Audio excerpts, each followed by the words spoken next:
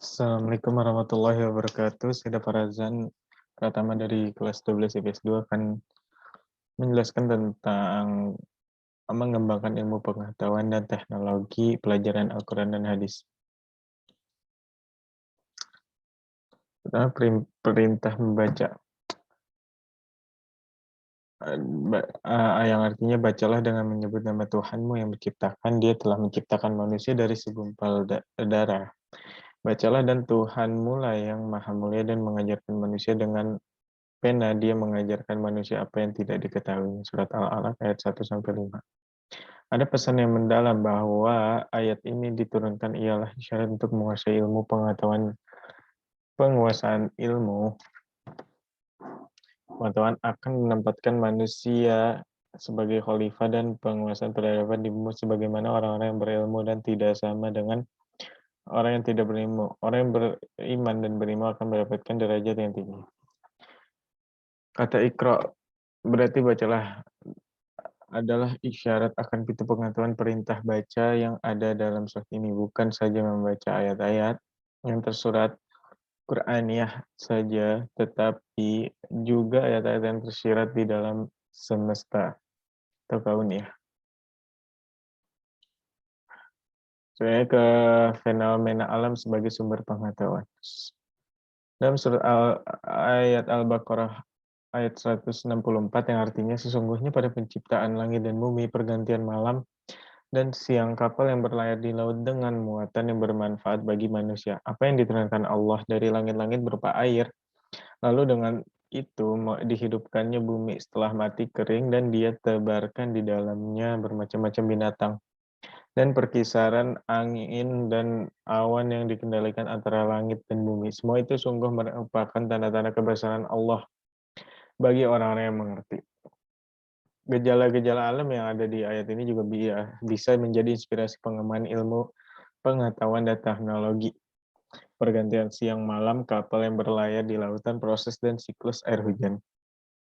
Berbagai hewan yang hidup di bumi, perkisaran angin adalah gejala alam yang menjadi dasar pengembangan bagi ilmu.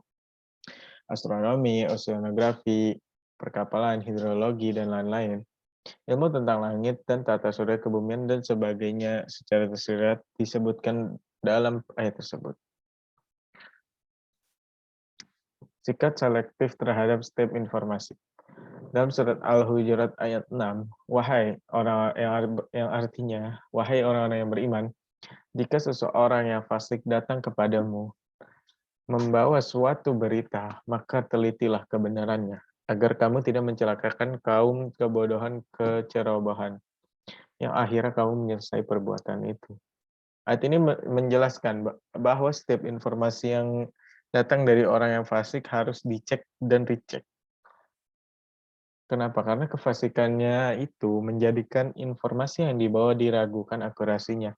Dalam tradisi ilmu pengetahuan Islam, pembawa ilmu harus memenuhi kompetensi moral dan intelektual serta jalur sandaran atau sanad yang logis dan tidak tercela.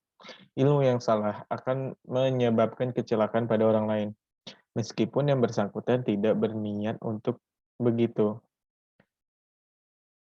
Begitulah Islam mengajarkan dalam ayat ini ketelitian dan presisi dalam pengembangan ilmu pengetahuan dan teknologi.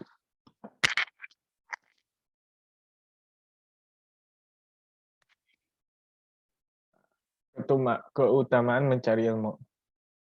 Dari hadis Abu Daud yang artinya telah menceritakan kepada kami, berkat Nasr bin Ali al-Jahlami berkata, telah menceritakan kepada kami Abdullah bin Daud dari Asim bin Raja bin Hawiyah dari Daud bin Jamil dari Kasir bin Qais. Ia berkata, ketika aku sedang duduk di samping Abu Darda di Masjid Damaskus, tiba-tiba seseorang seraya berkata, hai Abu Darda, aku mendatangi Anda dari kota Madinah, kota Rasulullah SAW. Karena satu hadis yang telah sampai kepadaku bahwa engkau telah menceritakannya dari Nabi SAW. Lalu Abu Darda bertanya, apakah engkau datang karena berniaga? Kasir bin Qais menjawab, bukan.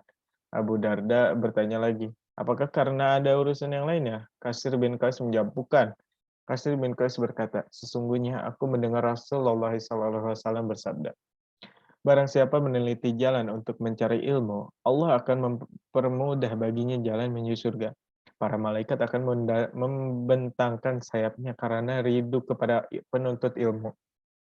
Dan seorang penuntut ilmu akan dimintakan ampunan oleh penghuni langit dan bumi ikan yang ada di air. Sungguh keutamaan seseorang alim dibanding seorang ahli ibadah adalah ibarat bulan purnama atas semua bintang. Sesungguhnya para ulama adalah pewaris para nabi. Dan para nabi tidak mewariskan dinar maupun dirham, akan tetapi mewariskan ilmu. Barang siapa mengambilnya, maka ia telah mengambil bagian yang sangat besar. Hadis ini menjelaskan keutamaan orang yang mencari ilmu. Begitu besar pahala yang diberikan oleh pencari ilmu. Allah Subhanahu wa taala menjanjikan surga, bahkan para penghuni bumi yang lain ikut mendoakan untuk yang bersangkutan. Keutamaan ahli ilmu diumpamakan bulan purnama yang terang benderang, tidak sebanding dengan tidak sebanding dengan bintang-bintang yang lain. Hadis ini juga mengisyaratkan bahwa mencari ilmu itu tidak untuk kepentingan dunia, tetapi karena Allah Subhanahu wa taala. Karena itu, para ahli ilmu akan mewariskan ilmu yang sangat berguna bagi peradaban manusia juga perkembangan teknologi. Tapi ingat, semua itu kita niatkan, kita tujukan kepada Allah Subhanahu wa taala. Mungkin itu saja yang bisa saya sampaikan, kurang lebihnya mohon maaf. Wabillahi taufiq wal hidayah. Assalamualaikum warahmatullahi wabarakatuh.